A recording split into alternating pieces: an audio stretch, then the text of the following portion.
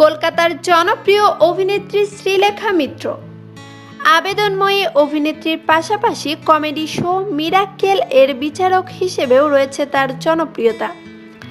অভিনয় আর শরীরী সৌন্দর্যে দুই বাংলাতে রয়েছে তার গ্রহণযোগ্যতা। শ্রীলেখা ভালোবেসে বিয়ে করেছিলেন শিলাদিত্যকে। তাদের ঘরে রয়েছে এক কন্যা সন্তান।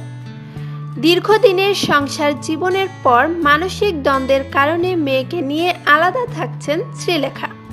সম্প্রতি এক সংবাদ মাধ্যমকে দেওয়া সাক্ষাৎকারে এই অভিনেত্রী তার বিয়ে ও প্রেম নিয়ে খোলামেলা কথা বলেছেন। শ্রীলেখা বলেন, বিয়ে বা লিভ টুগেদার কোনোটাই আমি করব না। একা থেকে এই স্পেসটা উপভোগ করতে শুরু করেছি, যেখানে আমি আমার বস। আসলে আমার মোমেন্টারি ভালো লাগাটা হতে পারে, আর ভালো লাগলে যা যা হয় সবই হতে পারে। তিনি আরও বলেন, আমার পাশে হয়তো 4-5 জন পুরুষ বন্ধুকে দেখছেন, কিন্তু সত্যি আমার কেউ নেই।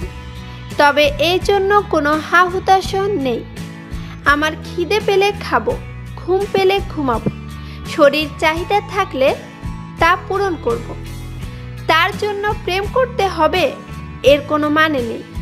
এই জন্য আকর্ষণ বা ভালো লাগাই যথেষ্ট, তবে এতে দুজনের সায় থাকতে হবে।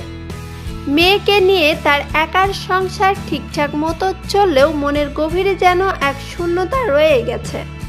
তার বক্তব্য মূলত সে কথাই বলছে। শ্রীলেখা বলেন, সত্যি বলতে আমার প্রচুর ফ্যান ফলোয়ার রয়েছে।